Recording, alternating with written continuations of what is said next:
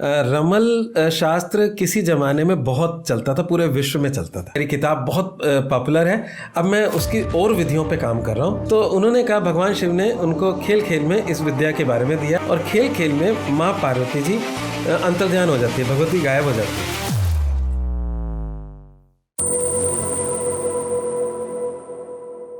Sir, मैं आपके बारे में जब कुछ जानकारी ले रहा था तो मेरे सामने एक शब्द आया, रमल शास्त्र, जो मैंने आज तक कभी नहीं सुना था। हाँ जी। और मुझे लगता है कि बहुत सारे लोग इसके बारे में नहीं जानते।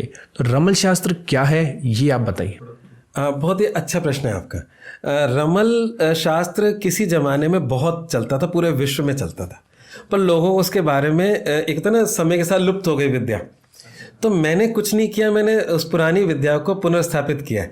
और पुनर्स्थापित करने में मैंने किताब भी लिखी है, इंग्लिश में भी लिखी है, हिंदी में भी लिखी है। उस किताब का नाम? हाँ, रमल ज्ञान मेरी किताब का नाम है, और इंडियन जियोमेंसी के नाम से उसका इंग्लिश वर्जन है। किताब दोनों सेम है।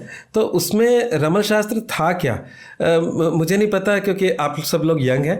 पर एक ज़माना था जब दूरदर्शन होता था, बहुत सारे चैनल नहीं होते थे, और कुछ सीरियल, 3 सीरियल बहुत फेमस थे, रामायण, महाभारत और चंद्रकांता। चंद्रकांता अगर आपने देखा हो तो वो एक नॉवल बेस्ड था, देवकीनंदन खत्री का। और उस नॉवल के अंदर एक पंडित शिवदत्त थे, राजा शिवदत्त थे, और पंडित जगन्नाथ थे, और वो हर प्रश्न का उत्तर पासों से देते थे। तो इसका वर्णन उस चंद्रकांता में था। पर वो ठीक है, एक काल्पनिक कहानी थी, पर क्योंकि काल्पनिक कहानी भी शायद कुछ फैक्ट के आधार पर थोड़ा बहुत उसमें होता है, थोड़ी बहुत तो फैक्ट्स होते हैं। तो अगर हम सिकंदर की बात करें, जो कहता है कि मैं विश्व विजय करूंगा, तो सिकंदर जहाँ भी जाता तो वहाँ के विद्वानों को जरूर वो मिलता। तो ऐसे ही ईरान के एक विद्वान थे, उनका नाम था सुरखाव, वो रमलज्ञ थे। तो वो सिकंदर ने उनको अपने साथ ही रख रखा था, और सिकंदर अपने हर प्रश्न का उत्तर उनसे पासों से लेता था। तो ये भगवान शिव से उपजी विद्या है। मतलब हम मानते हैं कि क्योंकि वो आदि देव है, उनका कोई मतलब हम अगर देखें तो वो एंडलेस है। मतलब वो कब थे, भगवान शिव कब हुए, तो इसलिए उसको बोला आदि। मतलब हम शब्द बोलते हैं ना, आदि, मध्य और अंत्य। अंत्य का मतलब अंत, मध्य का मतलब सेंटर पोर्शन, और आदि का मतलब वो उसकी शुरुआत, वो कब थी। तो आदि देव का मतलब उनकी शुरुआत बहुत प्राचीन है। तो भगवान शिव ऐसी कहानी आती है, एक ग्रंथ है रमल रहस्य।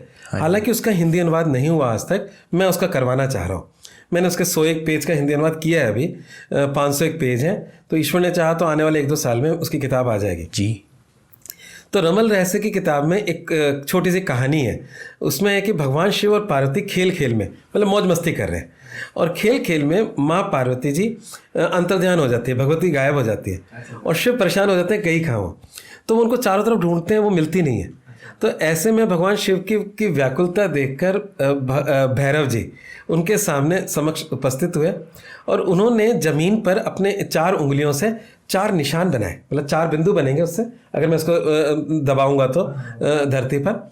तो उन बिंदुओं को बनाया, उसके आगे बिंदु बनाए, और वो कहा कि इसमें आप भगवती को खोजें। इसका आशय तुरंत समझे भगवान शिव, और उन्होंने सप्तलोक में तारा सुंदरी के रूप में भगवती को ढूंढ लिया। तो वहाँ से रमल की उत्पत्ति हुई। एक कहानी, उसमें 3-4 कहानी है, उसमें एक कहानी ये है। उसके बाद की कहानी ये है कि माँ पार्वती उनको कहती हैं कि कोई ऐसी बात बताओ जो मृत्युलोक, मतलब पृथ्वीलोक में लोगों को जीवन जीने के लिए सुलभ हो जाए, उनको अपने प्रश्नों के उत्तर मिल जाए। तो उन्होंने कहा, भगवान शिव ने उनको खेल खेल में इस विद्या के बारे में बताया, और भगवती जी ने उनको लिपिबद्ध कर लिया, मतलब लिख लिया कहीं।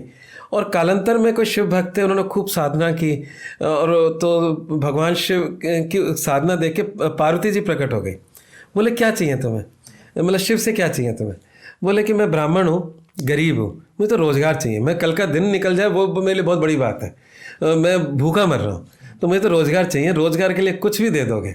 तो उन्होंने वो लिपिबद्ध जो रमल शास्त्र था उसे दे दिया, और कहते हैं कि पृथ्वीलोक पर आया, और उसके बाद धीरे धीरे ये रमल विख्यात हुआ। असल में रमल शब्द जो है वो अरेबिक शब्द है, जिसको रेत कहते हैं, और कुछ लोग इसको अरेबिक कनेक्शन भी बताते हैं। पर वैसे संस्कृत के अंदर ये शब्द है रमणक विद्या थी। रमण मीन मौज मस्ती, और जो खिलौने होते हैं, जैसे हमने लूडो देखा होगा, पासों से खेल रहे हो, तो इसमें भी डाइसिस है। तो डाइसिस को बोलते हैं रमणक। रमणक संस्कृत में खिलौने को बोलते हैं।